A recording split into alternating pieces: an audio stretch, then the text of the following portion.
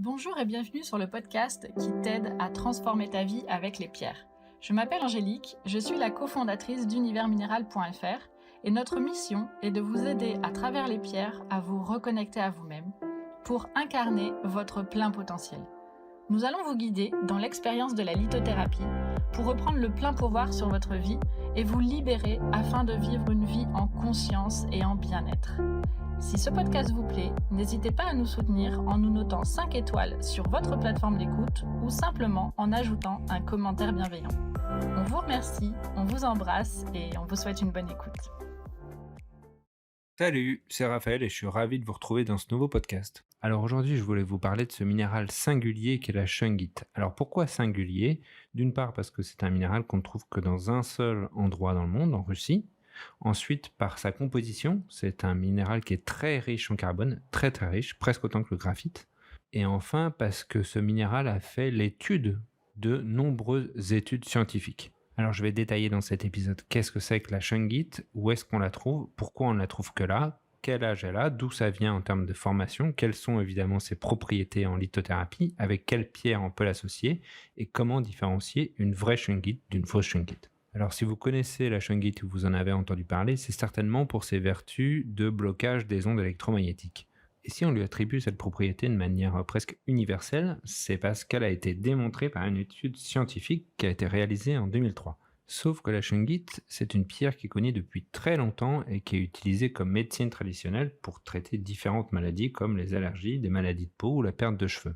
Et c'est en découvrant les vertus médicinales de cette pierre que le tsar Pierre Ier, qui était un tsar en Russie au XVIIIe siècle, a créé la première station thermale de Russie, là où justement se trouvait la shungite, pour mettre à profit les propriétés purificatrices de la shungite. Et convaincu des propriétés purificatrices de la shungite, il l'a utilisée pour purifier l'eau de son armée.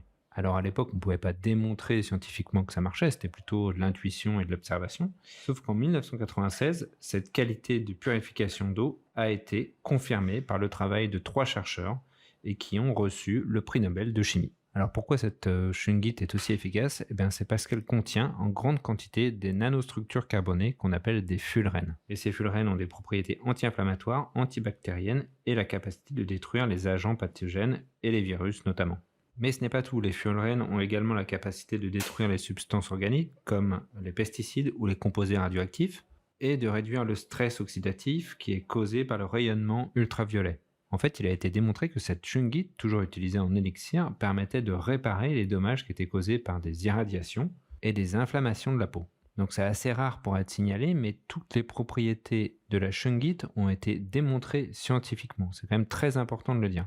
Et enfin, pour l'anecdote, les bâtisseurs qui ont construit la basilique de Saint-Pétersbourg ont utilisé sur 25 cm des briques de shungite. Et ça lui a donné une capacité d'isolation contre les ondes électromagnétiques qui est très importante et cette isolation est encore étudiée aujourd'hui. Alors qu'est-ce que c'est que cette shungite et où est-ce qu'on la trouve? La shungite, elle tire son nom du village de Shunga qui se trouve en Carélie, c'est une région de la Sibérie orientale en Russie.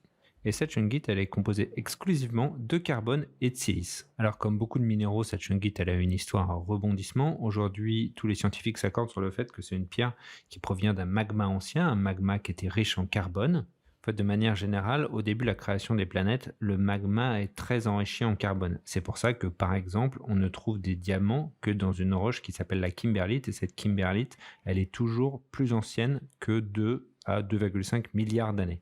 Donc un magmatisme, un volcanisme intense qui a donc dégagé beaucoup d'éléments carbonés. Ces carbonés se sont retrouvés dans l'eau, ils ont créé une roche sédimentaire. Cette roche sédimentaire s'est ensuite métamorphosée. Elle a donc subi un métamorphisme et du coup cette roche s'est retrouvée disposée en bande et c'est comme ça qu'elle est encore exploitée aujourd'hui. Ah, évidemment, comme tous les minéraux qui sont un peu populaires, il y a des copies. Alors comment différencier une vraie shungite d'une fausse shungite? 3 éléments simples. 1. Quand vous prenez une shungite, ça doit laisser des résidus dans les mains. C'est-à-dire que quand vous manipulez une pierre brute ou une pyramide, normalement, ça doit laisser une petite poussière noire très fine.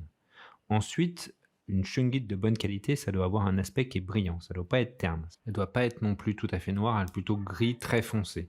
Enfin, le 3e élément qui doit vous alerter, c'est son prix. La shungite, c'est une pierre qui est légère.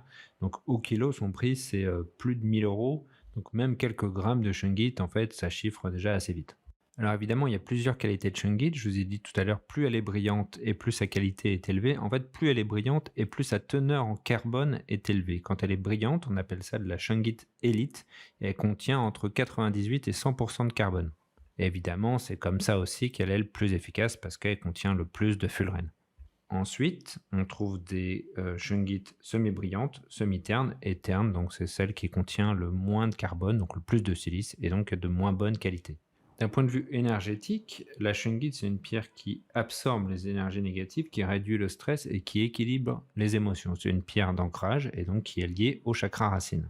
Donc cette shungite s'utilise généralement soit en élixir, c'est-à-dire qu'on prend un petit bout de shungite qu'on place dans de l'eau directement et ça agit comme du charbon actif, donc ça va purifier l'eau, ou alors on l'utilise pour bloquer les ondes électromagnétiques en la plaçant entre la source d'émission de ces ondes et vous. Alors vous pouvez trouver également des petites pastilles de shungite à placer derrière le téléphone portable. Par contre, c'est pas une pierre qu'on porte traditionnellement simplement parce qu'elle va donner ces petits résidus noirs et du coup c'est pas du tout pratique à porter. Si vous voulez travailler la shungite avec d'autres pierres, vous pouvez tout à fait très bien l'associer avec d'autres pierres noires associées au chakra racine, comme par exemple l'onyx, la tourmaline noire, la pierre de lune noire, l'hématite ou l'obsidienne. Et puis vous pouvez tout à fait l'associer avec des pierres qui sont aussi du même contexte géologique, comme la sélénite, la pyrite ou la septaria. Pour nettoyer votre shungite haute source, vraiment la moins minérale possible, ou fumigation, et pour la recharger, géode de quartz au soleil. C'est pas une pierre qui craint la lumière, donc allez-y, il n'y a pas de problème. Voilà, j'espère que cet épisode vous aura permis de comprendre un peu mieux l'énergie de la shungite et qu'elle pourra vous aider à améliorer votre vie au quotidien. Et si vous souhaitez engager un processus individuel de guérison par la lithothérapie, vous pouvez prendre rendez-vous directement avec le lien que je vous mets dans la description.